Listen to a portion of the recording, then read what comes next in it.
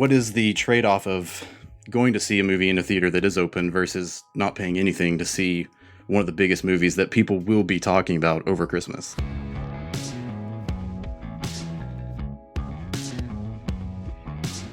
This is the Box Office Podcast. I'm Russ Fisher, the editorial director of the Box Office Studios, which provides editorial content to movie theaters. And I am joined today by a fantastic panel that includes our three magnificent regular hosts from Box Office Pro. We've got Daniel Luria, the editorial director from Box Office Pro, Rebecca Pauley, the deputy editor of Box Office Pro, and returning after a brief sojourn away in the fields, Shawn Robbins, the chief analyst at Box Office Pro.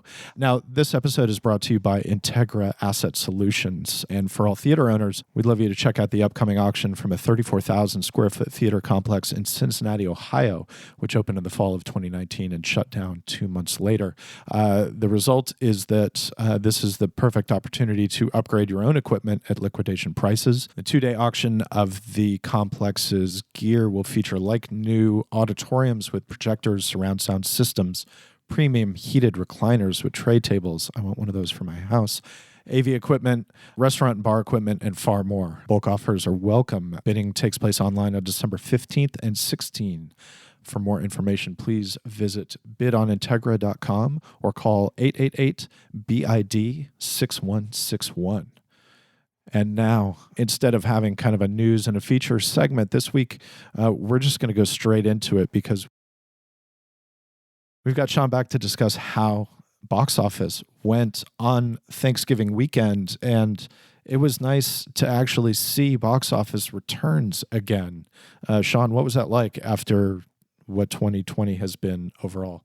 Yeah, I think the fact that it happened over a holiday weekend was kind of much needed good news, whether, you kind of follow it on a day-to-day basis like we all do, or even just casually, just to hear that families are going out to see a movie together safely, of course, and in their quarantine pods and, renting out private screenings, which is, I think, something we saw a lot of over the holiday weekend. It was a good reprieve from what's been a pretty steady stream of bad news for a long time. And, we're still very far from normal. I don't think anybody has any illusions about this being a normal by any stretch of the imagination. But to have the biggest movie open in 8 months, almost 9 months, it was a bit of good news. So the film that we're talking about, of course, is The Croods: A New Age from Universal, sequel to the first Croods, which was pretty successful for Fox back in, what was it, 2016, 2017, thereabouts? 17, I think. 17? I think it was 13, actually. Oh, that okay. long 2020. You know what? You're right. 2020 continues to mess with everyone's sense of time. And The Croods 2 was kind of was mooted as a sequel pretty early, and then it was kind of taken out of development, and then it was back on, and it moved over, with the DreamWorks deal, it moved over to Universal. So it's been kind of a long, weird journey for this movie. Even setting aside it's COVID. not like a huge franchise. It's not a huge franchise, but The Croods did well. It was kind of a sleeper. It did better than I think anyone expected it to, and it also did better, I think, clearly than a lot of people remember. So there was pretty good reason to do a sequel. Yeah, and I think, especially as we look at the market right now, is it fair to say it's a comparable IP to something like Trolls, Shawn, which we saw was originally slated for release in the spring, went to PVOD, got a lot of headlines. The Croods has always been in that, maybe not the premier first tier of a sort of like Pixar IP, but in that silent second tier that it's a sequel to something that made money and it's something that'll fill in counter programming for family audiences. How would you gauge that performance of something like The Croods going theatrical this past weekend?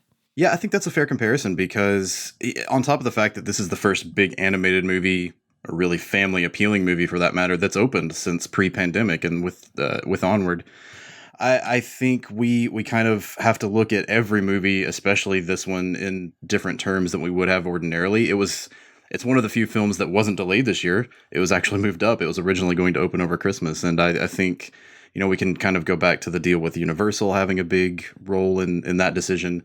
But this is really, for it to come out and open to similar numbers like Tenet, with fewer locations, mind you. Tenet had about 2,800 locations open in North America when it released. Croods 2 only had a little over 2,200. That's because of renewed lockdowns and closures and curfews. So, by and large, it really just kind of underlines the fact that while not everybody is able to or ready to go back to theaters yet, and we're at less than half of the market being operational, where people are willing and able to do so, they're going back to the movies. And it's kind of, as we've always said, it will take a massively appealing or widely appealing movie like Croods, something that appeals to families and parents and brings out kids. You can't have these niche movies really as your centerpiece for bringing back people on a long-term basis. Which brings us to Wonder Woman. Before we do Wonder Woman, what are the numbers we're actually talking about for Croods? Shawn, how did the Thanksgiving box office actually play out in terms of numbers, and where do you see the domestic market standing right now? So Croods opened to a 9.7 million 3-day weekend, which was a little bit over what we're hearing Tenet did in its first wide weekend. Warner Brothers never fully confirmed that, but Universal is citing a figure of about 9.35, I believe, for Tenet almost 3 months ago. So, that's where that stands relative to everything, and that's more than double almost any other opening in the last few months. We've kind of seen this average 4 million, maybe close to 5 million once or twice, and then a lot of openers around $2 to $3 million dollar weekends. So, when you compare it to that, this was way above our expectations, way above what I think really could have been predicted in a market that's gone from a little over 80% operational a month and a half ago to around 40% now. Wow. Worldwide, a $35 million total. I think that's from 7 markets, and 19 million of that is from China, where it also had the third best opening of the year for a Hollywood release behind Tenet and Mulan. So, this is really, we're talking about a scarcity of product, but I think the fact that this is kind of rolling out the way it is, the industry takes what it can get right now, and we're seeing this play out in a positive way. Something that we've seen in the last couple of weeks, Universal actually delayed a film that was supposed to come out in January, the 355, to 2022. We had speculated maybe that's because they weren't expecting numbers as good as they got for the Croods, and we're kind of being a little cautious now. Obviously, we've spoken about it a lot on the podcast, the issue with the windows, the issue with Windows, specifically Universal deals that they've cut with exhibitors that films can go to home video as soon as 3 weeks after their theatrical release. I wonder what happens here. What are we seeing on that 3-week date after Croods' release date? I mean, we don't know, but I'm curious to see how that shakes out. Yeah, I think that's a great point because, nothing changes in terms of what the studio spent to make this movie. They can release it however they want. It cost what it cost. And this box office take, while it looks good and it is a positive note, it's still far below what it would have been otherwise. And now the question is, can it play long enough and well enough in theaters, maybe into February? Can it hold well while also generating positive earnings from a streaming release next month? Which, if precedence tells us much, we probably won't see a lot of detailed figures over. So it's going to be hard to gauge the financial success of the movie, but there's no question the massive experiment this is, and kind of a prelude to an even bigger experiment later this month. And that's going to be the big question mark as we head into December, right? We've seen a lot of films, just as you predicted, Shawn, early in the pandemic, hold better than they usually would in this sort of funky market. But with that early window from Universal, is that still going to apply as we head into the holiday period? Now, it's been a terrible year for exhibition and for the entire world, to be honest. I just saw a story from our colleague Jesse Rifkin on our website last week that domestic box office was expected to cross $2 billion back in March. The pandemic happened, and we actually just crossed it as we closed November. Shawn, how are things looking like as we come to the end of the year? Where is 2020 going to end in box office? And what do exhibitors have left in December to look forward to? We probably will end up around 2.1 billion, give or take. Now, we have to put a lot of asterisks on this because there are still a lot of retroactive reporting that we're going to expect to come in probably after New Year's. Hopefully some of that will be from the re-releases that occurred over the summer before the reopening, when studios weren't reporting box office at all. And a lot of those numbers are hit and miss, but they could potentially push it up maybe a little closer to 2.2 billion. But it really all rides on what Wonder Woman will do on Christmas. How big can that be? How much of a contribution can it make? And leading up to that, we do have a few films. Most of them are from Universal and Focus Features.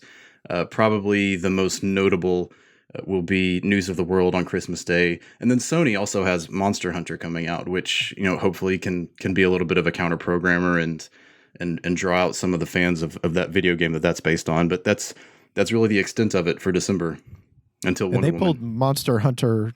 Monster Hunter was pulled forward from December 30th, right? When Wonder Woman moved to streaming. Or no, wait, was it? It was, Yep. yeah, after. Yeah. I mean, I don't know about the video game it's based on, but I want to see Tony Jaa punching monsters in the face. So. Oh, anything titled Monster Hunter. Who doesn't? It's just. I hope the poster just is pays honor to that title. That's a Corman AIP title if there ever was one. It is very appealingly direct. There's no mystery about what you're going to get with Monster Hunter. News of the World? I don't know what that's about. I mean, I do, but it's going to be about... The thing with News of the World... Just show me is Tom Hanks' face. It's Tom Hanks. That's it. Exactly. That's all we need. Tom Hanks will save cinemas, the movie. That's just call it Tom Hanks. I mean, at this point, Yeah, really. Yeah. I think that's actually they a good could play. just sneak in that boat movie he was in called Greyhound, which, if you ask me, it's about Tom Hanks on a bus. No, it's apparently about Tom Hanks on a boat. Very confusing. Wait, no, title. it's not about a miniature Tom Hanks riding a dog. No, that'd be fantastic. Ooh. There's a lot of Tom Hanks movies I think we all would like to see on this panel.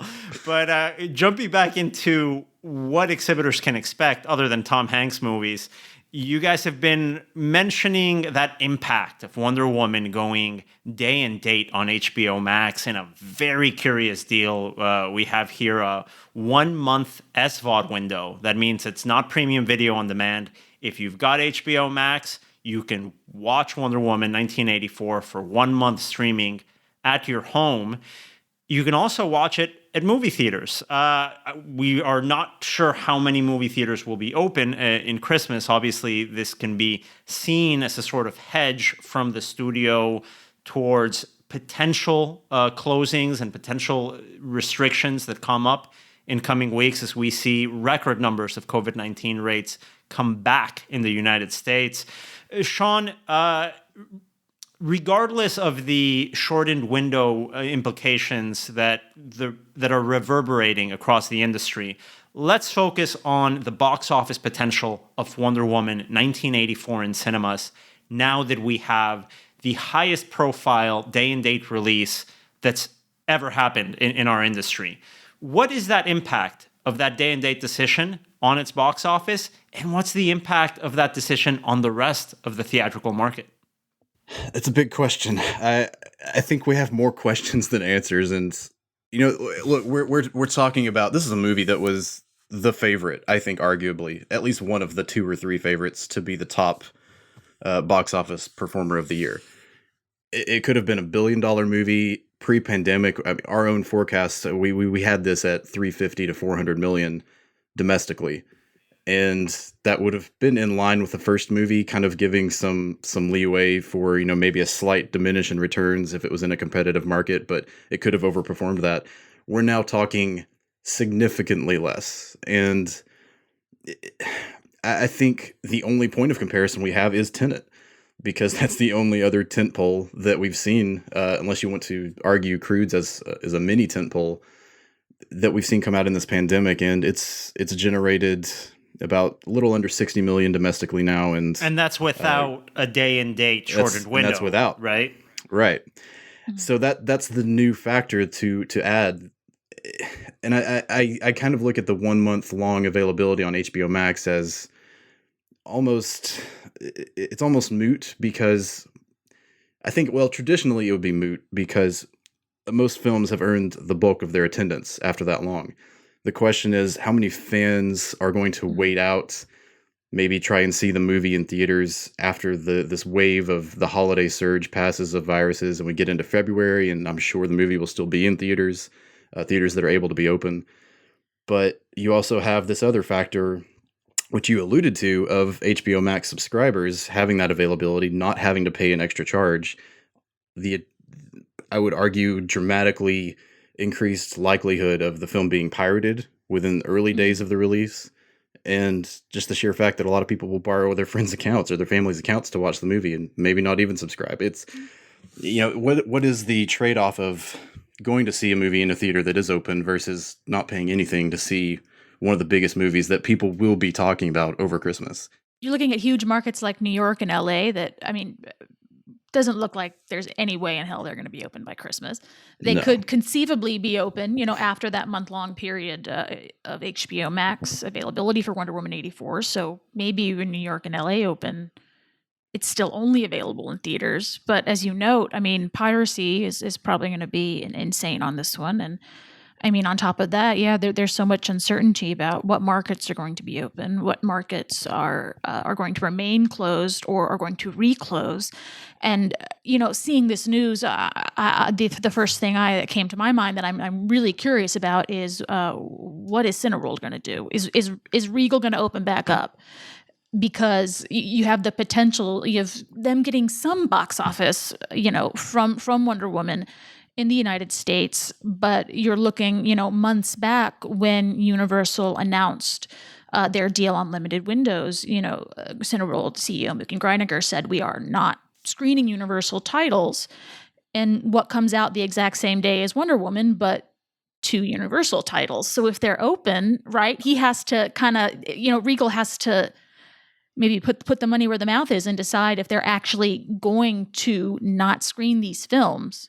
And we have to remember that the international markets that have been so key for studios to get as close to break even as possible as the US market lags behind the rest of the world in the recovery, those international markets have 9 days before it drops on HBO Max, before we see that impact of piracy that I agree with you guys. I think it's going to be unparalleled to have a pristine digital copy of a film. It pretty much, I think, confirms what Shawn is saying. The studio's walking away from $1 billion, and all of these arguments that we hear about theatrical windows helping piracy, they become a little bit moot when a title has 9 days overseas before these pristine digital copies hit the internet.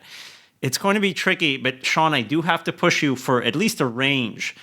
What numbers are we looking at in terms of the opening weekend and the theatrical run domestically for Wonder Woman 1984?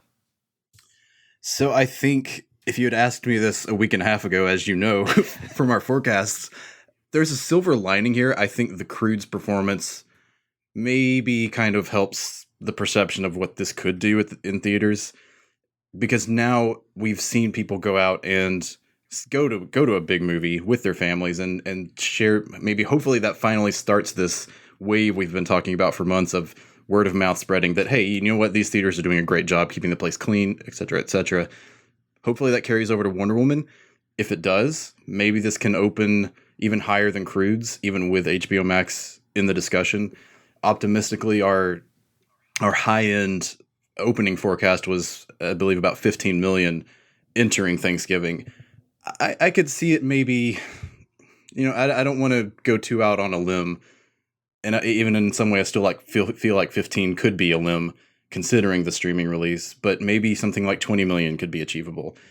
And if it can do that, and if it can play in theaters for a few months, and if the HBO Max impact maybe, hopefully, wouldn't be as severe as it could be, as a superhero sequel, it should outgross Tenet. I mean, let's be realistic. It should be outgrossing Tenet, regardless of how popular Nolan is or how little competition that film had.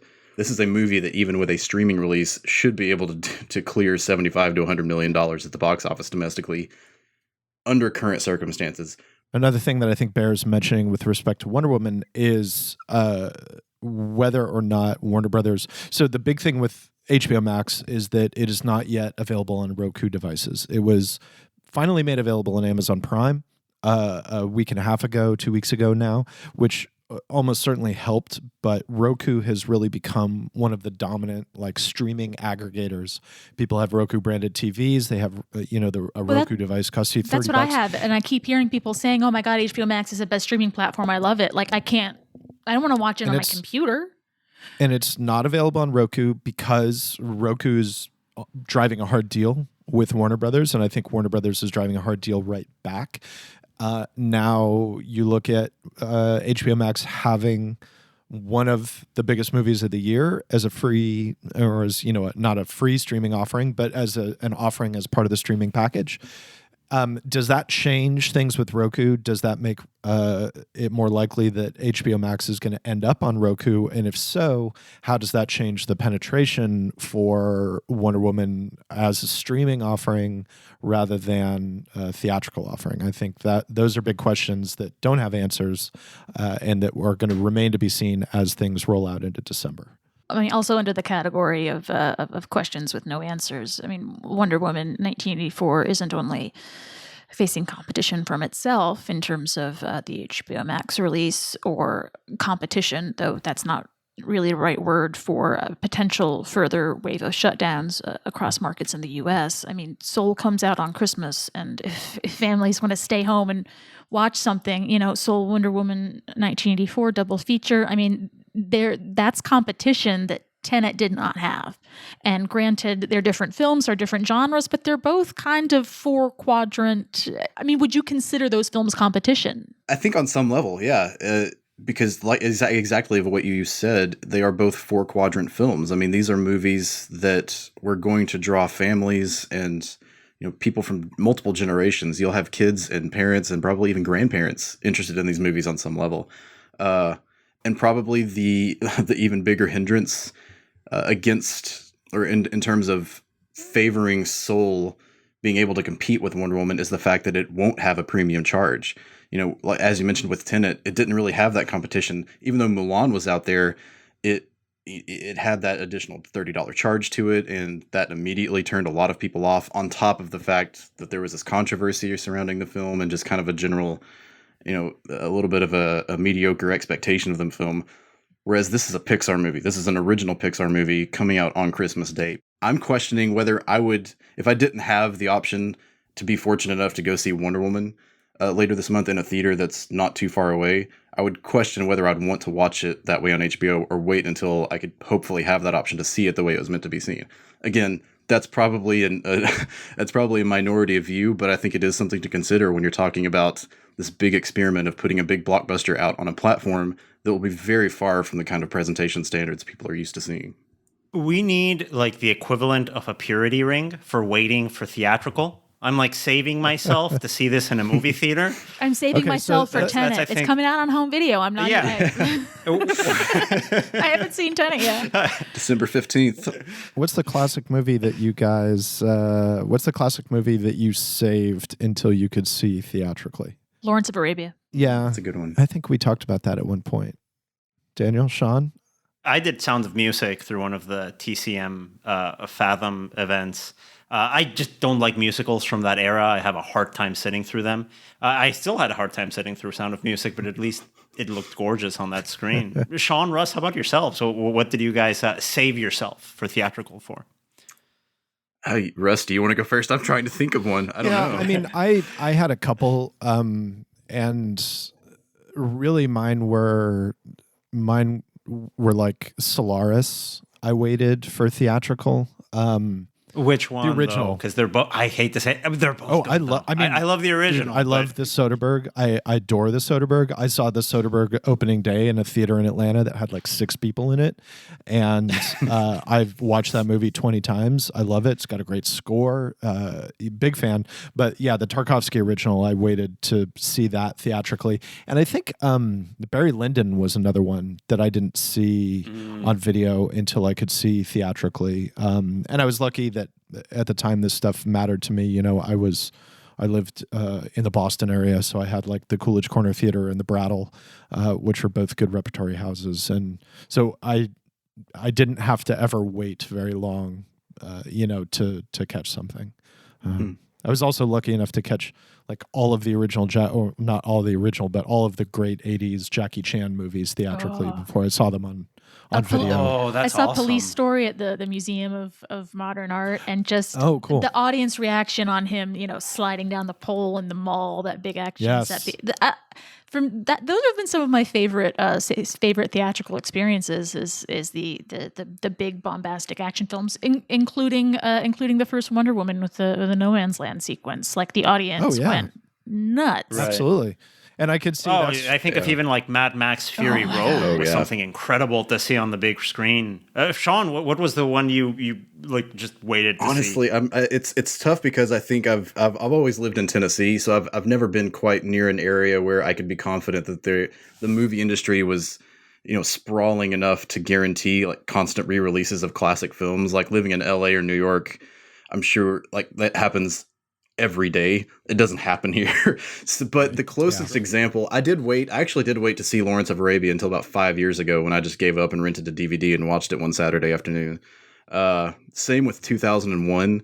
I had seen bits and pieces of it as a kid, and then finally, probably about 10 years ago, just decided to go ahead and watch it. It would probably be something like some super, maybe Ben-Hur, something way back from the day that I've just never sat down and properly watched, and always kind of hoped to see on the big screen. But I've kind of, now there are a lot of movies that I haven't seen that I want to see, but it's hard to pinpoint one that I've exclusively saved for theaters. Shawn, I have a question for you. These last few months have been marked by, among many other awful things, just a complete uncertainty with the release date calendar. Everything is just changing, shifting. It's not been fun. But now, with Thanksgiving over, with Christmas coming up, do you see the release calendar kind of stabilizing? I mean, what's the next wave of changes that we're going to see, if any? I get the sense from the Warner Brothers, Q3 earnings call. They were saying like we're going to take a look and see what Christmas looks like in terms of box office, and then decide from there if we're going to move things again. Do you anticipate something like that? I mean, there's not much left to move. So yeah, that's the trick. I think at this point, I would definitely expect something to happen eventually, something to move. I think there's a question of, does it need to happen and will it happen? Does it need to happen right now? I don't think so, because of what you just said. There's not much out there.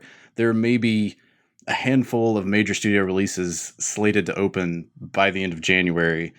And even then, once you get into February, it's pretty slim. You've still got The King's Man, which has been delayed several times now from Disney and formerly Fox.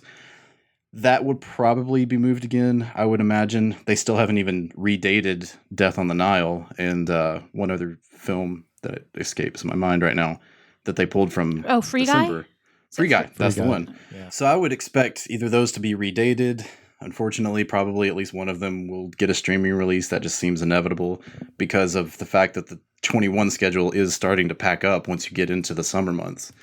I pretty much treat nothing before Bond as concrete, and even Bond itself into April, I don't feel is 100% concrete because of the vaccine timelines that we're reading about and hearing about. Okay.